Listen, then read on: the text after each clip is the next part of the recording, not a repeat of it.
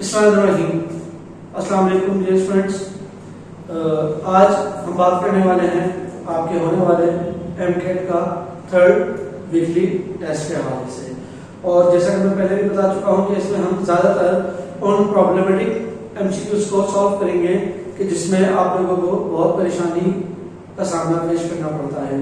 तो आप लोगों के पास ये मौजूद होगा पीडीएफ में या मैनुअल में। तो स्टार्ट करते हैं। अगर हम नजर आ रहे हैं पहले एमसीक्यू में जो कि 21 नंबर है, इसमें कह रहा है a point mass moves through a circular arc of length L and radius R in time t, what is the angular velocity about the centre of the circle. यानी कि 21 उसमें कह रहा है मान लेते हैं कि एक सर्किल है और उसमें एक रेडियस R है जो मूव करता है आर्क ऑफ लेंथ L में, सही है। और इस दौरान ये आर्क बन गया हमारा, ये आर्क लेंथ L, और इस दौरान इसको टाइम लगता है t। तो इसकी एंगुलर वेलोसिटी क्या होगी ये हमें बताना है। एंगुलर वेलोसिटी बराबर होती है एंगुलर डिस्प्लेसमेंट ओवर टाइम। और आपने ये भी पढ़ा होगा कि एंगुलर डिस्प्लेसमेंट बराबर होता है आर्क लेंथ अपॉन रेडियस। अब यहाँ पर आर्क लेंथ दिया हुआ है L, तो थीटा बराबर हो जाएगा L अपॉन R के, जिसका मतलब ये हुआ थीटा की जगह हमने L अपॉन R लिख दिया और ये t से मान दिया। तो इस कंडीशन में जो आपकी एंगुलर वेलोसिटी हुई वो बराबर हुई L ओवर R t के। तो क्या आपका जो ऑप्शन है वो ए ऑप्शन करेक्ट हो जाएगा। Next 22, select the pairs of angles for which projectile attains same range. ये भी सेकंड वीकली टेस्ट में हमने इसको सॉल्व किया था।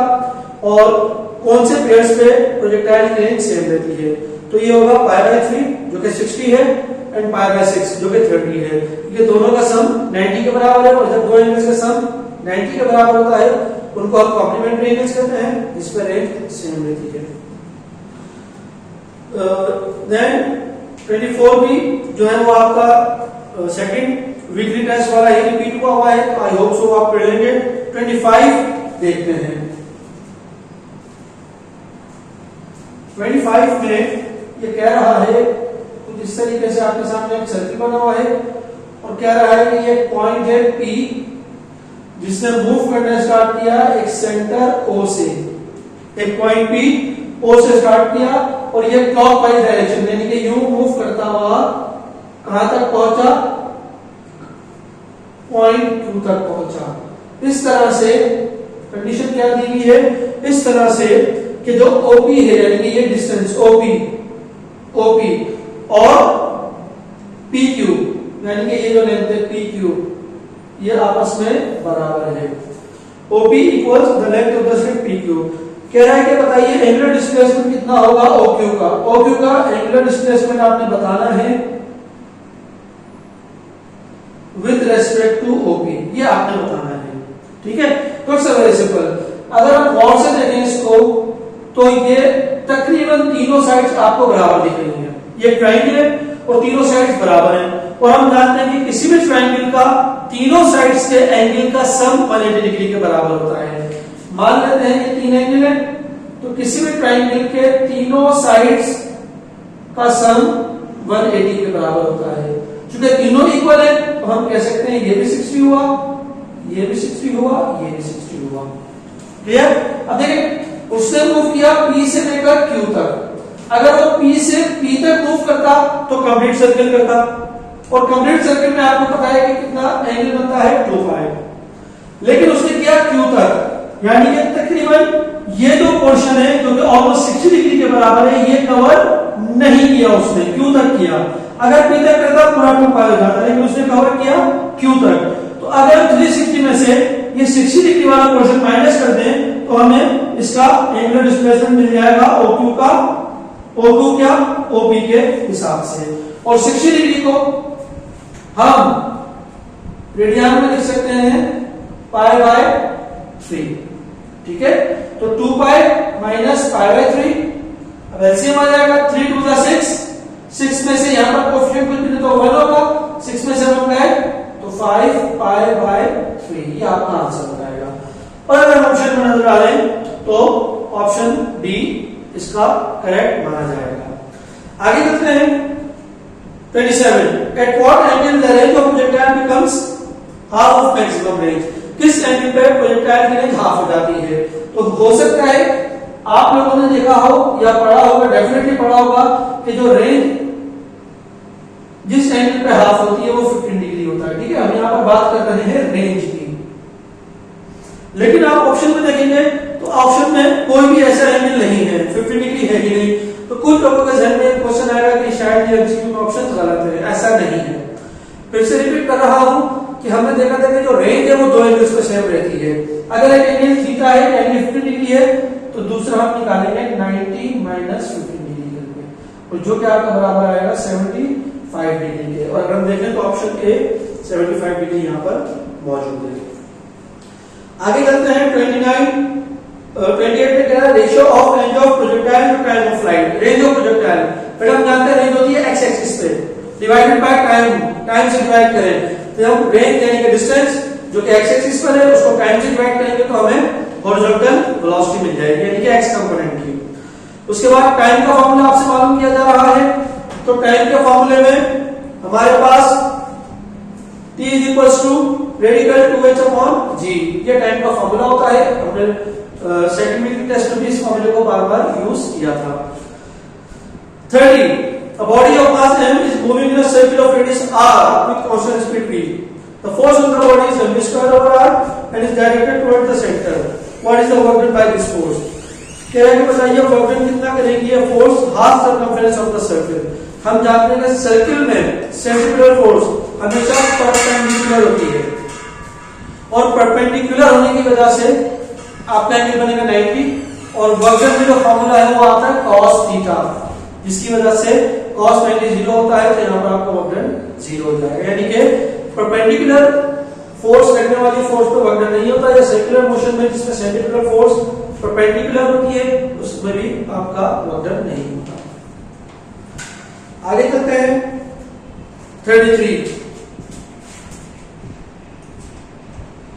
Convert 5/6 radian into degree. तो डिग्री में कन्वर्ट करने के लिए पाई बराबर होता है 180 के डिवाइडेड बाय 6 6 1 6 6 3 80 0 ऊपर आ गया देन 5 3 15 0 से कैसा आ गया। तो 5/6 रेडियन 150 डिग्री के बराबर होता है। आगे चलते हैं 34 two bodies of same masses दो बॉडीज सेम मास है एट सेम एंगल और उनको फेंका गया सेम एंगल से। किस तरह से जो वेलोसिटी है फर्स्ट बॉडी की वो सेकंड वाली वेलोसिटी के डबल है। जो फर्स्ट वाली वेलोसिटी को जो फेंका गया सो सेकंड वाली वेलोसिटी के बिल्कुल डबल फेंका गया। तो बताइए रेंज फर्स्ट बॉडी की क्या होगी। तो बेटा हम जानते हैं रेंज डायरेक्टली प्रोपोर्शनल होती है वेलोसिटी के स्क्वायर पे।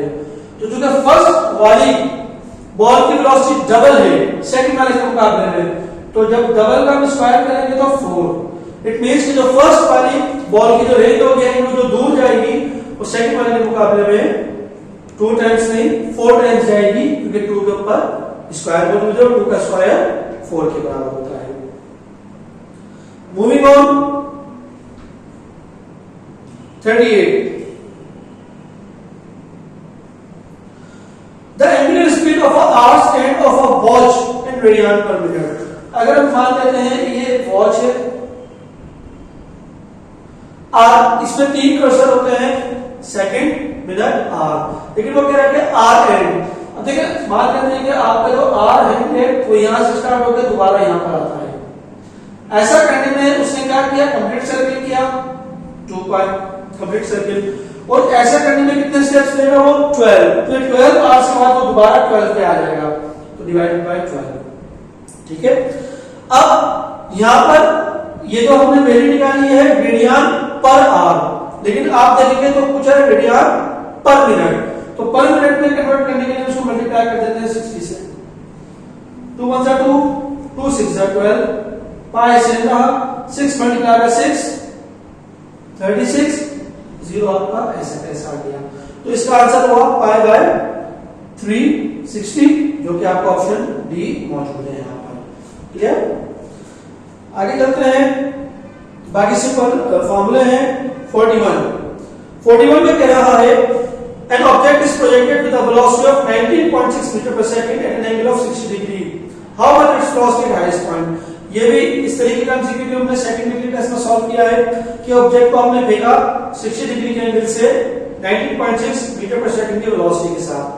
ठीक हाईएस्ट पॉइंट पर इसकी वेलोसिटी क्या होगी? तो सेकंड डिग्री टेस्ट में हमने डिस्कस किया था कि हाईएस्ट पॉइंट पे सिर्फ हॉरिजॉन्टल कंपोनेंट होता है, वर्टिकल कंपोनेंट नहीं होता। जिसका मतलब ये हुआ कि हाईएस्ट पॉइंट पे जो वेलोसिटी होगी वो सिर्फ हॉरिजॉन्टल होगी और जो बराबर होती है v0 cos थीटा के। जिस वेलोसिटी से फेंका गया 19.6 एंगल 60 डिग्री, 60 डिग्री बराबर होता है 1/2 के, और अगर आप इसको डिवाइड करेंगे तो ये एग्जैक्टली आपको 9.8 मीटर पर सेकंड देगा। देखिए इसका आसान सा तरीका ये है कि मान लेते हैं कि यहाँ पॉइंट नहीं है, तो 2 9 जा 18, एक वहां चला गया, 2 8 जा 16, और ये पॉइंट हमने यहां से कर दिया, यहां लगा दिया, तो simply 9.8 metre per second answer यहां पर आ गया आपका। जैसा कि आप देख सकते हैं कि यहाँ पर ऑप्शन ए है हमारे पास। 42 में क्या रहा है, a shot is fired horizontally with a velocity of 100 metre per second.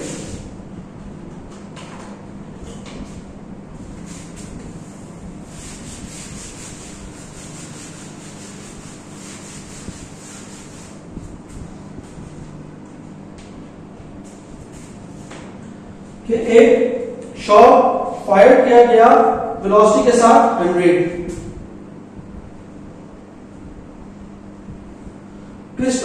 जिस बिल्डिंग से शॉट किया गया उसकी हाइट है 1.225 मीटर। तो बताइए at what distance it will strike the ground.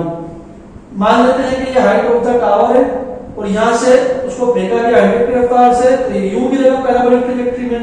तो बताइए कितना दूर ये वहां से जाके गिरेगा। ये कुछ इस तरीके से ये न्यूमेरिकल है।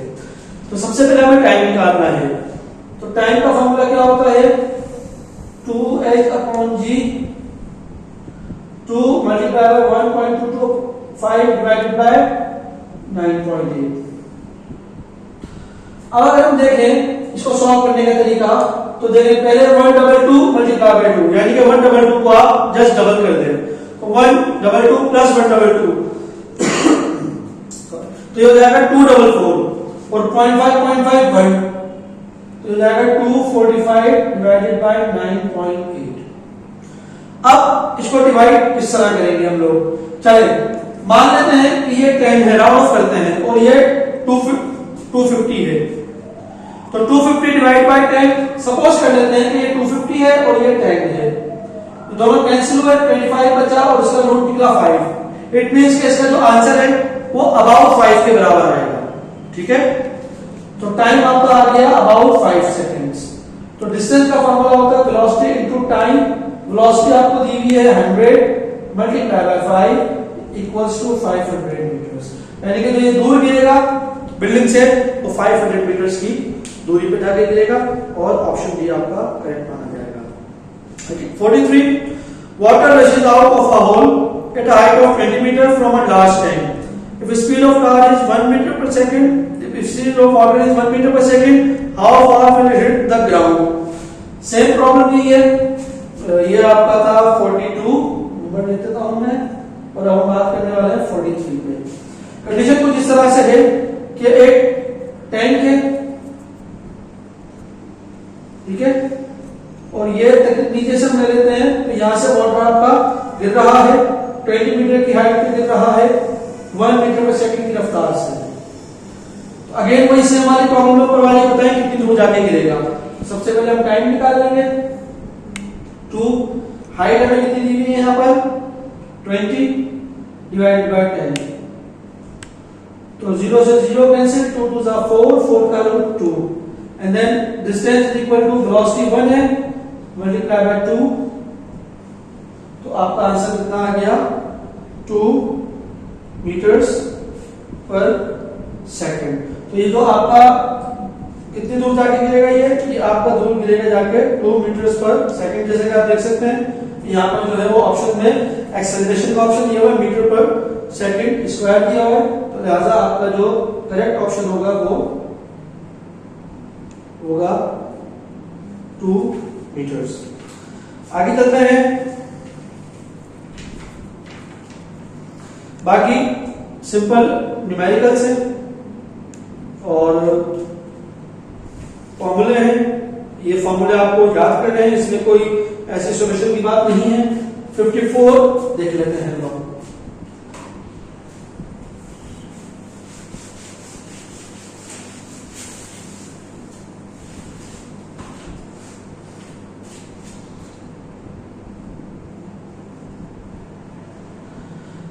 में कह रहा है कि दो कार्स हैं जिनके मासिक है M1 M2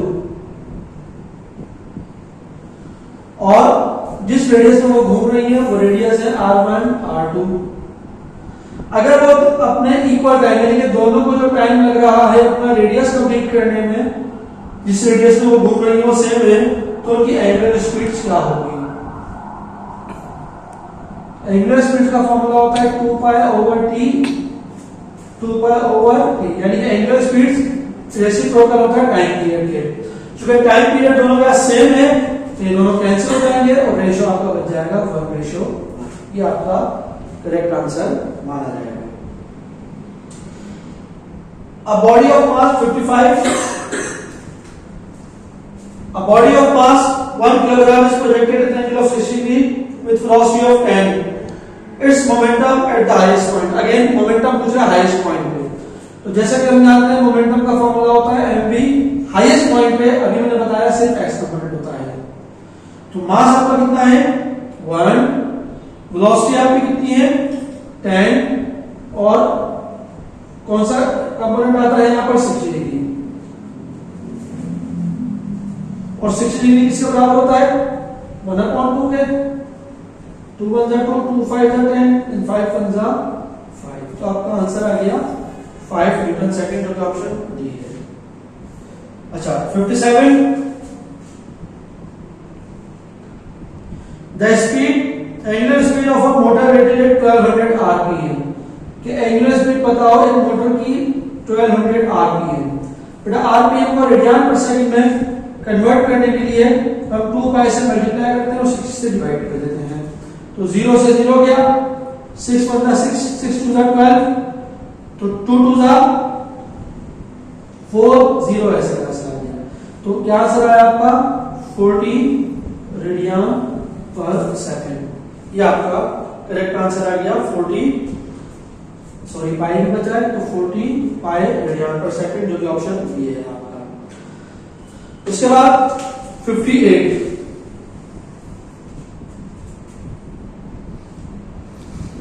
में कहता है कि speed of projectile at its maximum height is half of its initial speed. देखिए मान लेते हैं कि प्रोजेक्टाइल लॉन्च हुआ, ठीक हाईएस्ट पॉइंट पे, यहां से तो लॉन्च हुआ उसकी स्पीड थी v0, लेकिन ठीक हाईएस्ट पॉइंट पे उसकी speed half of its initial हो गई, और हाईएस्ट पॉइंट पे सिर्फ कौन सा कंपोनेंट होता है x कंपोनेंट होता है, इसका फॉर्मूला होता है v0 cos थीटा, और हाईएस्ट पॉइंट पे जो भी गिवन वेलोसिटी वो क्या होगी उसका हाफ। v0 से v0 कैंसिल, cos में जाके हो गया इनवर्स, और cos इनवर्स 1/2 60 डिग्री के बराबर होता है, तो ये आपका आंसर हो गया 60 डिग्री। तो उसको जो फेंका गया वो 60 डिग्री के हिसाब से फेंका गया। 59 में कह रहा है if maximum range of projectile is 4 kilometer then its maximum height will be। तो बेटा मैक्सिमम रेंज ये आप लोग याद रखिएगा, maximum range is equal to 4 times maximum height. Maximum range और मैक्सिमम हाइट का जो रिलेशन होता है वो होता है range of maximum is equal to 4 times range of height. तो रेंज ऑफ प्रोजेक्टाइल आपको दी है 4, हाइट मालूम करनी है, तो ये 4 माने डिवाइड हो जाएगा, 4 डिवाइड बाय 4 1 किलोमीटर। तो जो मैक्सिमम हाइट आपकी आई वो कितनी आई 1 किलोमीटर, जो कि आपका ऑप्शन डी माना जाएगा। आगे चलते हैं 61, a ball is thrown from a field with a speed of 12 meter per second at an angle of 45 degree with the horizontal, at what distance will it again। कि एक बॉल को फेंका गया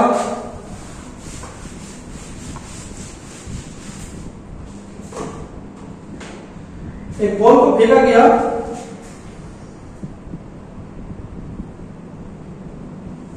61, एक बॉल को फेंका गया कितनी रफ्तार से 12 मीटर पर सेकंड की रफ्तार से, कितने एंगल के साथ 45 डिग्री के साथ।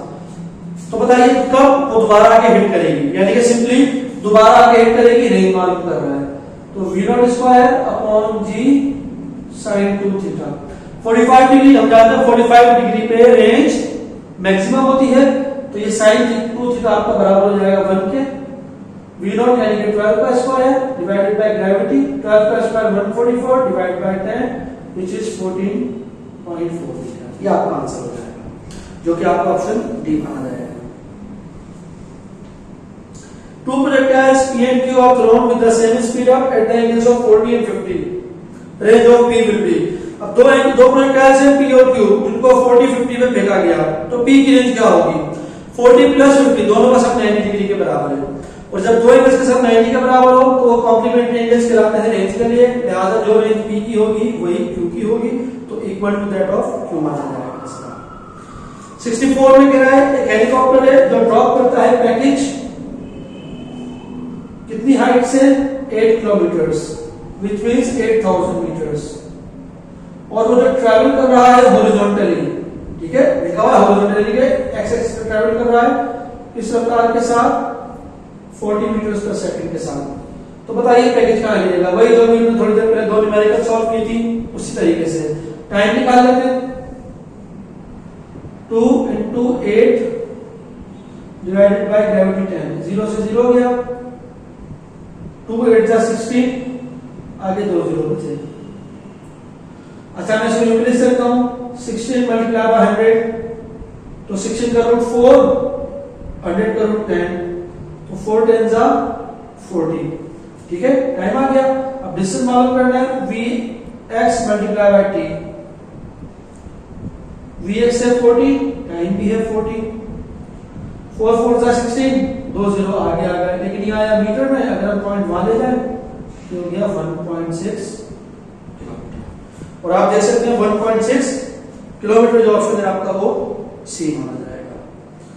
ओके आगे चलते हैं 67। For any value of initial velocity the minimum range of projectile is obtained by throwing it at an angle of. Minimum range कब होगी? मिनिमम रेंज 90 डिग्री या 0 पे होगी, इस एंगल्स पे वो सबसे कम दूर जाएगा, बाकी एंगल्स पे वो ज्यादा से ज्यादा दूर तक जा सकता है।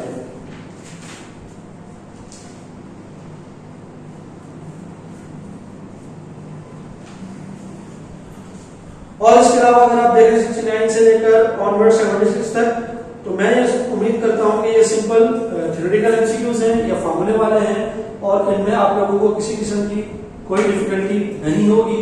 इसके अलावा फिर भी आप लोगों को कोई भी एमसीक्यू में परेशानी हो तो आप लोग कैप्शन में लिख सकते हैं, और वो एमसीक्यू आपको दोबारा वो एमसीक्यू आपको एक्सप्लेन कर दिए जाएंगे। अपना ख्याल रखिएगा। अल्लाह हाफ़िज़।